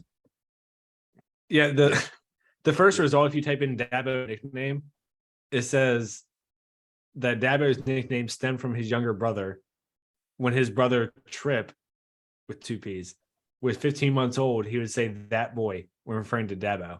And Okay. I guess is how it came out. That's what I'm saying. He's a fucking hillbilly. Oh, he's definitely a hillbilly. But he's got 3 national titles, I guess. So whatever. I like Dabo. He's one of my favorite coaches. Really? He's in trouble right now, though. Yeah, I find him annoying because he turned Clemson around. Clemson was always that team that would be okay and then fuck up the big game. And then he got him over the hump. I've never been a big fan of Dabo. I feel like that comes from the fact that in the past few years, Clemson and Notre Dame have kind of become a rivalry game where we play them in big games over the last 10 years or so. So there's a mutual respect because, they've always whooped our ass, but we've beat them twice now. So we just see them a lot. Let's do that real quick while we're on here. Give me your top 3 coaches today in NCAA. So if you're getting ready, if you're the athletic director, you just got hired, and you can have any coach in the country you want, give me your top 3 options. Mine are going to be shameful, so I guess I'll go first. Go ahead. Because it would be Heupel, Saban, and fucking Urban Meyer. I would bring him back. The dude's a winner everywhere. He can stick all the thumbs he wants up asses, but he wins. Yeah, but we're doing coaches that are coaching. Every coach can come back. I was going to say Urban Meyer too as my third candidate. He wins everywhere he goes. He wins. As much of an asshole as he is, and the cheating and all that stuff, he wins everywhere. So my first would be Saban, Kirby Smart, and then Urban Meyer. Really? Very, very interesting. That's a good list. Mine would be. You guys still put Saban at the top of the list? You don't think he's slipping? He's earned it. I know, but he's slipping now. We're talking about today. If we had the opportunity to take Saban during our last coaching cycle, we would fucking take him. That's a no-brainer, but he's still slipping today. They're having an off season. Zach, he's not done. You don't have to justify listing Saban in your top 3 coaching list. It's a no-brainer. Yeah, he's not done. They're having an off year. Go ahead, Tony. All right, let me give you my 3. Number 1 is Josh Heupel. I like Josh Heupel, man. I did a great job. Number 1 is Josh Heupel. Number 2 is Kirby Smart. Number 3 is Nick Saban. After all that shit. What a dumbass. But I didn't put him in number 1. What a dry vagina. Nick Saban. I'm just, my whole point was you guys are putting him number 1, and I don't think he's the best coach anymore because of his age. I think he's slipping. The younger coaches that are trying to assert themselves, they're here. Kirby Smart's here. Kirby Smart is the new best coach right now. They're the new best team right now. So I think Nick Saban. I think Alabama's. I just looked on ESPN.com while we were talking. I was trying to pull up something, and the headline is Paul Feinbaum saying Alabama's dynasty window is closing. I agree. They're at the end of their run. And yeah, so but every dildo says that every time they lose 2 games and they win a fucking national title the next season. This is different, man. Nobody's seen an Alabama team look this bad. It's this undisciplined. To me, that's a bigger flag than the losses. I think this specifically is Georgia. So in past years, you've seen an SEC team just kind of have 1 year where they were awesome and took the lead, where Georgia has they're starting to take over. They won the national championship last year. They're still trending in that direction this year. There's a shift in the power structure. Where in the Yeah, past, I agree. There's a shift back from the West to the East. Like no one talks about it, but in the 90s, the East was the conference. Early Mhm. 2000s. And Yep. obviously, mid 2000s, last 2010s were West. And I think we're shifting back to the East. We are shifting back. So in the 90s, it was Florida, Georgia, Tennessee. There was nobody in the West that was really contending. And so now, and then it switched. Alabama, I mean, Alabama took over the football world. What pisses me off when they say, Tennessee's lost 15 straight times to Bama. It is a gross number, but Alabama went into dynasty mode when we hit rock bottom. And the truth of the matter is Alabama has streaks against a lot of people. And so Alabama absolutely went into dynasty mode and the West took over. yeah, But but Florida, Yeah, and it's also very tiresome because people forget that we beat Bama like 11 times in a row in the 90s and 2000s. exactly. People just fucking ignore that happens. Like there's Yeah. streaks in rivalries. That's They don't- how they don't shit know. goes. They Yeah. don't know. yeah, I don't even like that you kind of had to like explain that stat. Like we all know that. Like, and if teams, you guys played Alabama every year. So if other teams played Alabama every year, they'd have the same fucking losing streak. So Yeah. I mean, we know that Alabama's been the class of college football for the past 20 years. They have. And you know what really pisses me off? This is what really pisses me off. It just chaps my ass. Cut that timestamp. Yeah. How the fuck did Alabama get Bear Bryant and Nick Saban? I mean, how fortunate of a program are you? Listen, Nick Saban was at LSU. He didn't do what he was doing at Alabama. So Well, he left for the everybody- NFL. So Huh? he left for the NFL. They won a national title at LSU, right? They did, but I'm just saying that he hadn't created that dynasty mode at LSU. I mean, Nick Saban everybody knew he was a good coach, but it's not like he is the Nick Saban now. Yeah. What he's done at Alabama is ridiculous. And so it's not like when Nick Saban came back and Alabama hired him, I wasn't like, oh my God, we should have fucking got him. And that's crazy. I'm like, all right, they got Nick Saban. He's a good coach, whatever. But then 15 years later, it's like, motherfucker. They got Bear Bryant and then this dude. It's very frustrating. Alabama, I fucking hate Alabama, man. I fucking hate Alabama more than any fucking team on this planet. Yeah, I think what Saban's done won't be replicated. So, I mean, especially with all the rules in place and the regulations, he's a freak. He's kind of like Krzyzewski, but Yeah, there's no chance. but more dominant, really. I mean, there's no chance. And let me tell you what Kirby Smart is doing. And you guys, I don't know if you guys are going to agree with this or not, but in the 90s, the offensive style was pro style. So pro style quarterback, two backfield, fullback, halfback, whatever. Two wide receivers on the outside. That was the style. And then Spurrier came in, and then some other offensive sort of minded coaches came in. Urban Meyer really changed that when he started running the spread, and then everybody started kind of working the spread. I do kind of wonder if Kirby Smart is saying, hey, we're going to get it right back to the pro style, because they're running a pro style offense. And they're just saying, if you can fucking line up all the skill players you want, we're still going to smack you right in the fucking mouth.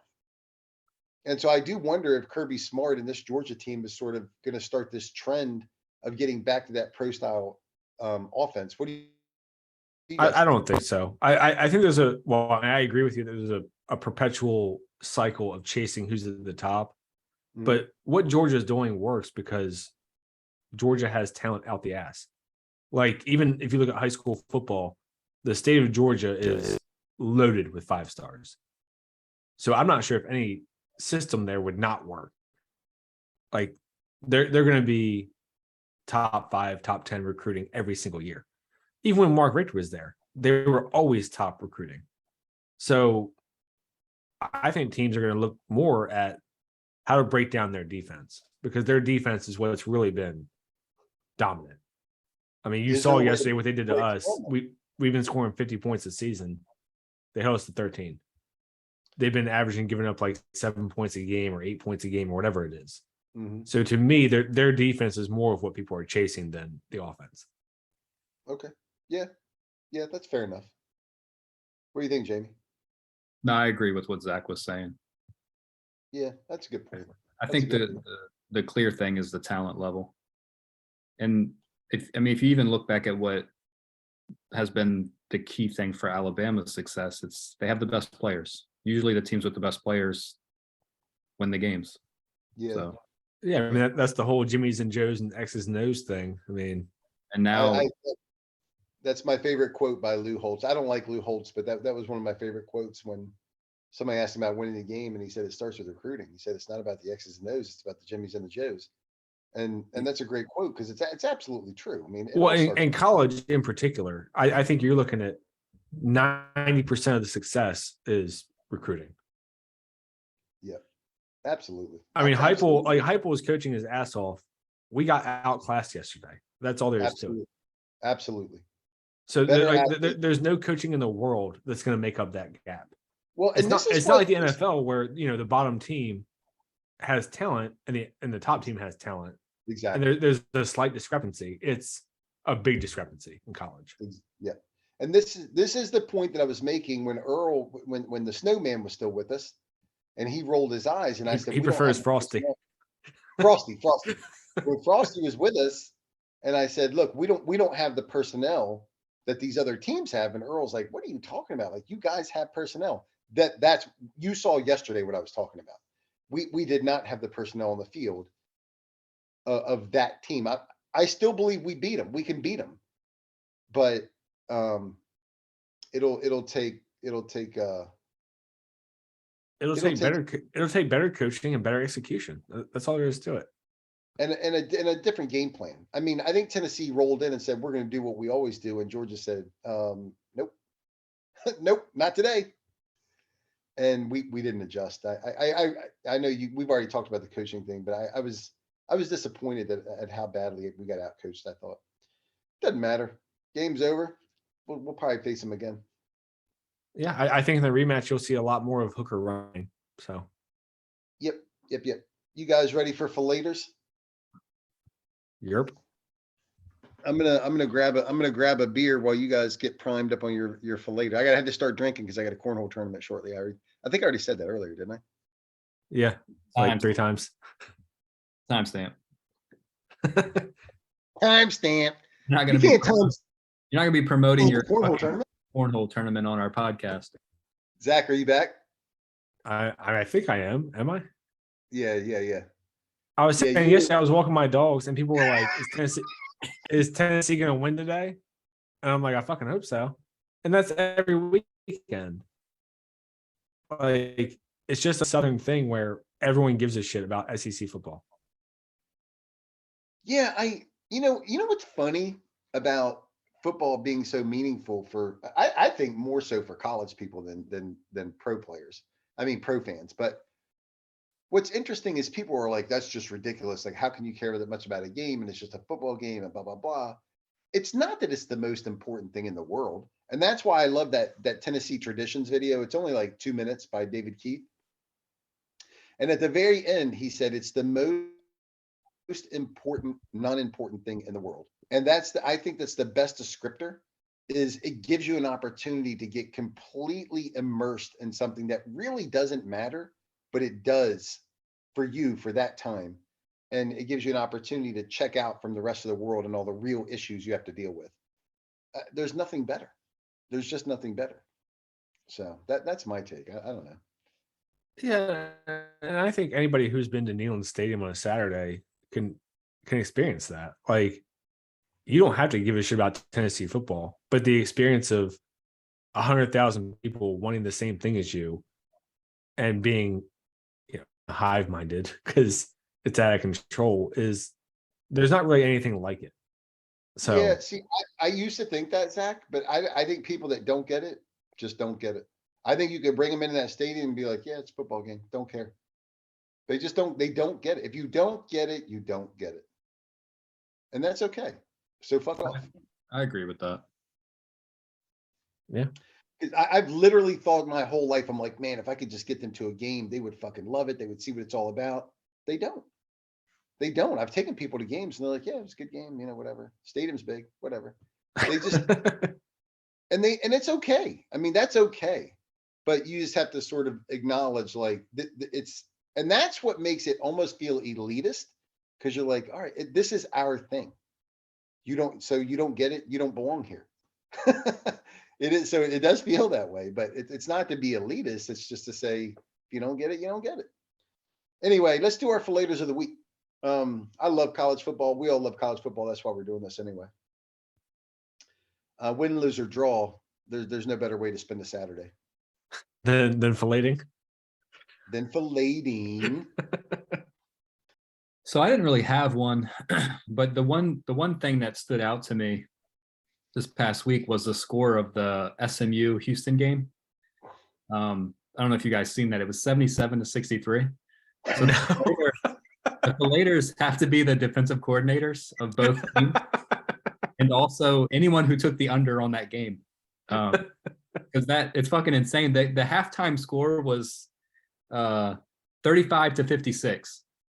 So, god damn. Like I'm assuming that they fired both of the D coordinators at halftime.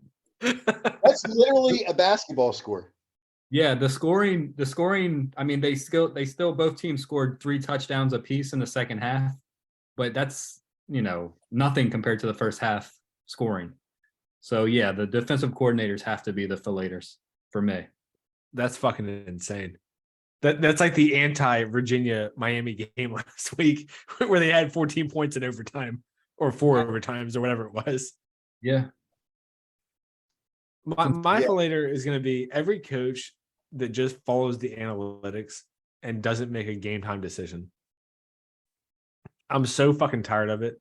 Texas Tech yesterday was down 3 points with, I think, 6 minutes left or 8 minutes left or whatever. They had 4th and 3 on their own 40 and went for it. Like, your defense, at this point in the game, TCU gave up, or TCU had a punt return touchdown. So your defense is giving up 13 points all game. You're down 3 with plenty of time left. Punt the fucking ball. Last week, Ohio State did it. Fucking trying to score a touchdown with 6 seconds left in the half. No, well, and Penn State did it right before that. Yeah. Yeah, and then Penn State did it right after or right before. Like, I'm so fucking tired of these coaches who are like, well, the numbers say this, so that's what I did. As if robots can just coach every fucking team. Like, make a game time decision, you fucking assholes. Like, if you want to follow the analytics, it's 4th and 1, first quarter. You think it's going to be a 45-42 type game, go for it.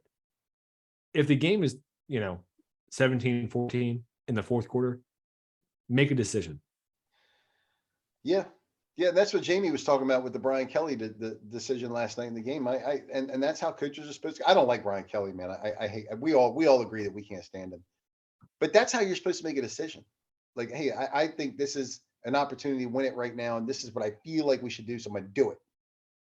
All this bullshit they're talking about the analytics, I'm with you on that, man. They can fillet whatever. Yeah, they're sucking dicks all over the place. I mean, it's ridiculous. All right, good. So we got our fillators out of the way. And by the way, even after the game, I wasn't that angry last night. It was just disappointing. I mean, yeah, that's it. Disappointing. It was just disappointing. But anyway, let's get on to picks. Our picks. All right. Do you want me to read them off? Or you got them? I got them. Unless you want to do it, I don't care. Go ahead. You're the host. You're the host, Tony. Yeah. I got you. So week 11. So we're doing the week 11 picks, you bitches. Georgia is going to Mississippi State. I don't think this is any shock that we all got Georgia. I actually think it'll be closer than it should be because of the hangover, but I agree. Georgia's going to take care of business. I mean, Kirby Smart hasn't had a letdown game yet, so there's no reason to pick against him as far as I'm concerned. Georgia and Mike Leach is probably still talking about fucking dinosaurs or something. So, yeah, that shit was hilarious. That was great. That was absolutely great. He's a fucking lunatic. He is a lunatic. Jamie, did you see that interview when he was talking about the dinosaurs? Was it this year? Yeah, it was like a month Yeah. ago. Yeah, I've seen a couple interviews from him. He's always pretty interesting.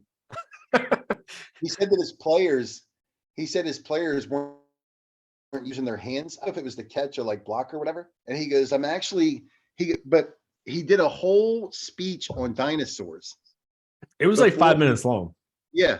Before he made the point that he goes, I'm concerned for our youth that if we don't change our coaching, that in a couple generations, we're going to have kids walk around our campus that don't have arms or have little dinosaur arms because they're just not using their arms. So they're going to be like the process of evolution is going to make them be born with no arms. It was the funniest shit, man. I was fucking dying. I'm like, this dude is crazy. I like him, but I'm glad he's not our coach. I am absolutely glad. When they interviewed him, I'm like, holy crap, I don't want this lunatic. He's an offensive genius, though, man. Although when they did interview him, we ended up with Pruitt. So Jesus Christ, that fucking mess. All right, TCU at Texas. We all got Texas. We all have Texas. Yeah. Everybody thinks TCU goes down next week. Yeah, I'm tired of TCU. I think they're overrated. They're doing this shit every game where they play like shit in the first half and then do okay in the second half and just squeak a win out. They're gonna fuck one up. I'm gonna tell you right now, I think Texas has the defense to stop that bullshit. If you watch TCU, it's a lot of spread, that spread option play, and the quarterback just busts a run right up the middle. They're destroying teams with that. See, Texas will put a stop to that. Jamie, any points, any info on this game? Any thoughts on it? Yeah, I think like you guys are saying, TCU has just been kind of skating by, and their defense is so bad that eventually they're going to drop a game, and Texas is the team that I think gets them. Well, yeah, and I don't know how much you guys have actually watched of TCU, but every single game they're getting gashed on the run. Yes. Like even West Virginia, who's like what 3-6 or 3-5 or whatever they were just reeling off 8-yard runs at a time. Well, even throwing the ball, like I've seen teams just do a 5-10 yard slant and it goes for 80 yards. So their defense is absolutely terrible. Yeah. Well, I think we all agree on that. I mean, they're really struggling, and I think everybody does. That's why they were ranked so low in the playoffs. They play zero. I mean, our defense struggles. Their defense sucks. So I think we all agree they're pretty much they're on the clock, man. They're just about done. UNC at Wake Forest. I thought this is a really interesting game. I got UNC. We all got UNC, so I guess it's not that interesting. Oh, I actually do think it is. I think it would be a complete shootout. Like UNC seems to have turned it around with this freshman quarterback they have. Offensively, obviously. Defensively, they're just sleeping. But Wake Forest is, they're the Demon Deacons. They're not doing jack shit. I'm tired of them. So Demon Deacons. Jamie, any thoughts on the game? Are you good? I think it'll be a close game. It'll be a shootout. Shootout for sure. I think we all agree. Louisville at Clemson. Louisville's no good. We all got Clemson there. LSU at Arkansas. Let me tell you something. Zach took Arkansas. I almost took Arkansas. I think this is a game that LSU may very well drop. So, Jamie, you and I have LSU. Zach has Arkansas. Zach, give me your thoughts. Well, I mean, obviously, this is a trap game. Like, they just blew their load last night against Alabama at home. They're going to Arkansas. Arkansas is, a schizophrenic team. They're Jekyll and Hyde. I think Jekyll's going to show up next week for Arkansas. I think they'll put it on them on the ground, and LSU is going to kind of sleepwalk into a loss. So, yeah. This game was one of the harder ones for me to pick. I just can't take Arkansas because every game where I thought Arkansas could do something or they should do something, they haven't. So I just don't trust them. And I think LSU will probably handle them pretty easily. Yeah, I mean, you're both making good points. My whole thing with this is that Arkansas runs that style where they really just kind of come right at you. That kind of what we were just talking about, that Kirby Smart sort of pro style fullback, line them up, smack you in the mouth. And I think LSU might have some issues with this. I think it's going to be low scoring, and I think Arkansas can also play some defense. Although we didn't see that against Alabama, but they can. I think LSU might get fucked in this game, and then open the door for Ole Miss to take the lead in the SEC West until they get shellacked by Bama. All right, next is Kansas State at Baylor. Me and Zach have Baylor, and Jamie has K-State. All right, Jamie, talk to us. I've actually been impressed with Kansas State this year. Like, I know they have a few losses, but they're a pretty good team. And Baylor, they haven't been very good this year. So I think it's a pretty easy decision to take K-State. Yeah, Baylor has been kind of all over the place. I wouldn't be surprised either way, but Baylor's the home team, so I took them. I think they're a pretty even matchup, but I think Baylor will eke it out at home. Yeah, Baylor, I picked the Baylor game wrong every fucking week. And so I just took the home team, and I'll probably get it wrong again this week. All right, Alabama at Ole Miss. This is an interesting game and a lot of implications in terms of the SEC West race. I took Bama. Zach took Bama. Jamie took Bama. I don't think it's close. Do you guys think it's close? No, I can't pick Ole Miss. I just can't. No. Until they prove that they can do it on a consistent basis, they're just Ole Miss. Yeah, And and as most they can't throw the ball. Exactly, and as most hillbillies would say, they're old piss. So, fuck them. Yeah, Ole Miss isn't very good. Bama coming off a tough loss. Unless all their players quit, I don't see Bama losing. Yeah, and we've talked about it before. I think Ole Miss is like, they were ranked number 7 or whatever. I think in reality they're like a 20-ish team, and I think that's where they belong. Yeah, I agree. The only thing that I think makes this game interesting, Bama has nothing left to play for. They're out. I mean, they're out of the SEC West. So they literally have nothing to play for. So it does make you wonder what their mentality, but I mean, when Tennessee beat their fucking ass, their backs were against the wall, and they still went into LSU and dropped that game. So you got to wonder about the mentality of that team. I am curious to see how that game goes. I know we all took Bama. I wouldn't be surprised at all if Ole Miss beats them. I really wouldn't. I wouldn't give Saban or Young that much doubt. Like, I think Bryce Young and Gibbs are gonna be like, hey, we still need to win these fucking games. I don't think they're gonna just roll over. That's really hard for me to imagine. They're going to the NFL. They're done. This season's over. They're done. Have you ever seen a Saban Bama team quit? Even when they were 8-3 with Julio Jones, they didn't just roll over. I never saw a Saban team scared until they came into Knoxville. And that was from Saban that said that. They weren't doing their chants. They were anxious. That was him saying that. It wasn't me saying that. He was saying they were anxious. I've never seen a Saban team intimidated by a team that they beat by 40 points the year before. So there's a lot of things that we're seeing for the first time. Yeah, I don't expect them to roll over. And also, I think Bama is super overrated, at least as far as rankings. You're not going to get an agreement from me on that. Bama's still got loaded personnel. All right. So anyway, Maryland at Penn State. I got Penn State. Jamie has Penn State. Zach has the Terrapins. Why? I think they're a bad matchup for Penn State, actually. I think Penn State offense is horrendous, and Maryland's only strength is their offense. So if Maryland can score 20, they'll probably fucking win. Maryland can't play defense. No. So have you seen their quarterback? The dude hit the defensive lineman in the chest twice against Ohio State. No. Yeah, he's terrible. But have you seen Maryland play defense? Yeah. Hey, listen, Wisconsin beat them by I think 2 touchdowns. Wisconsin sucks. Yeah. Okay. And Penn State sucks. Penn State is only ranked for the sake of Ohio State's resume. I got you, but Wisconsin sucks worse. I think that's where we're at. So hey, it's your pick. You got the Terps. You're riding with them. We ain't. Next, Notre Dame Navy. We all got Notre Dame. This should be a walk.